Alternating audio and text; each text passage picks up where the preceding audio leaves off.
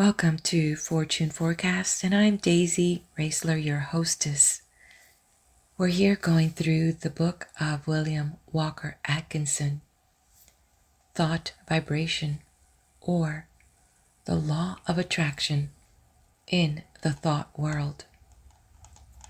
This was published by the New Thought Publishing Company in 1906. So we just came off of chapter 12. And to recap some points that I wrote down that I thought just grabbed my attention. Funny thought, right? Okay. So this one, slaves to our emotions. That really jolted me. I don't want to be slaves to my emotions.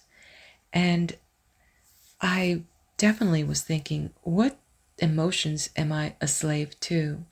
So I'm still working on that. What about you? And I also liked what he said, like when people are making excuses, like he said, well, I'm made that way. Well, I remember a long time ago, thank goodness I can actually go back to that period when I thought I was made that way. And gradually, through my own desire to be a better version of me, I realized I could begin to slowly adjust that idea that I could possibly be like clay and begin to mold myself in a new way. And so I loved how he said, yes, it is a fact that people can change. It's not a theory. People do it all the time. People have makeovers, not physically, but also mentally and emotionally. What do you think? And I loved the word cultivate that is used throughout this book, because the cultivating is something that we can choose to develop a certain character or nature of ourselves to improve.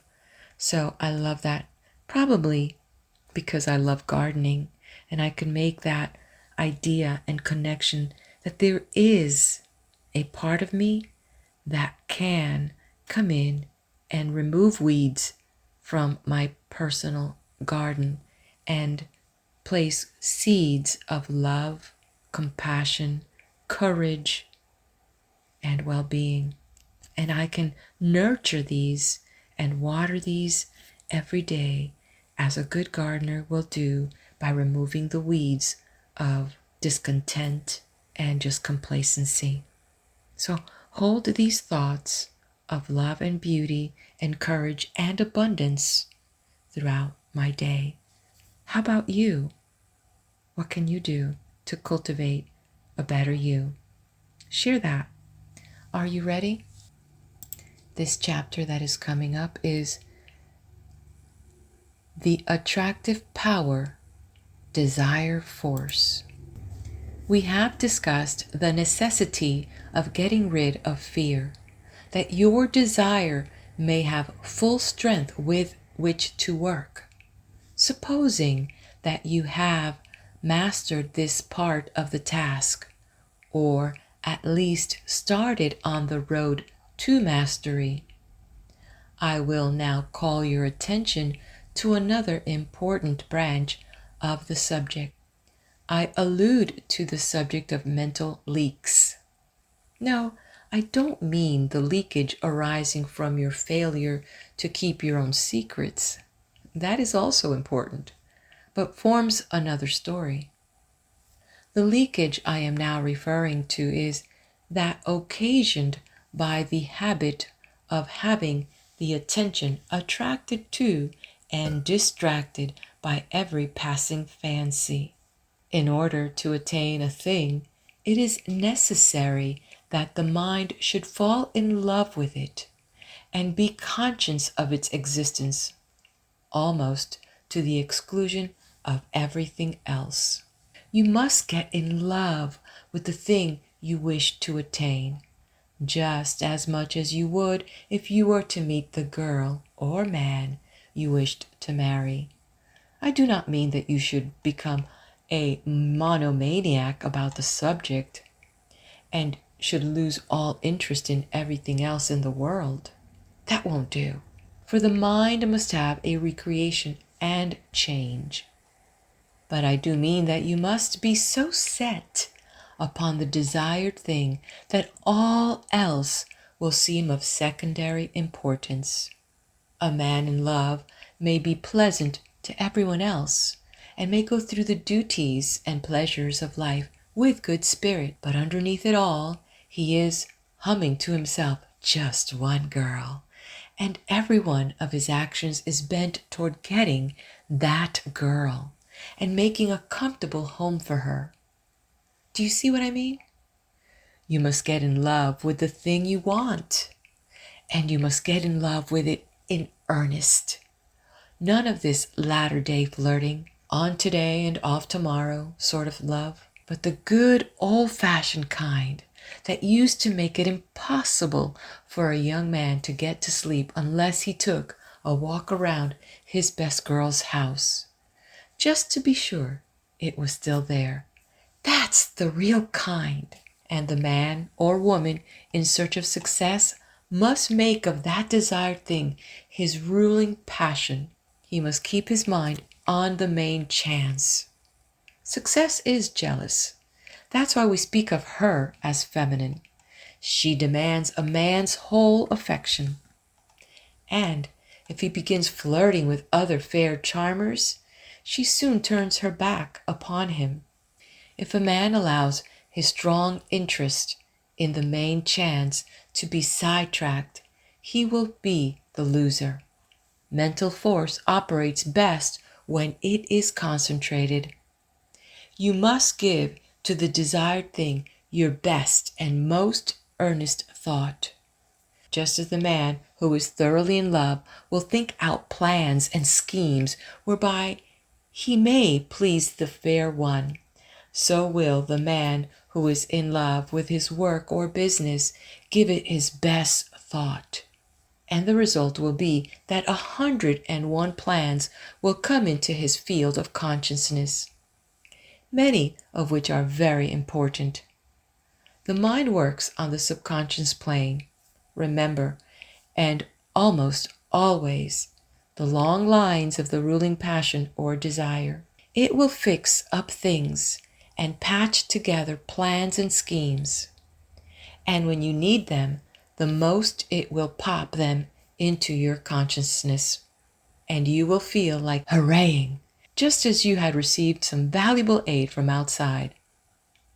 But if you scatter your thought force, the subconscious mind will not know just how to please you, and the result is that you are apt to be put off from this source of aid and assistance. Beside this, you will miss the powerful result of concentrated thought in the conscious working out of the details of your plans.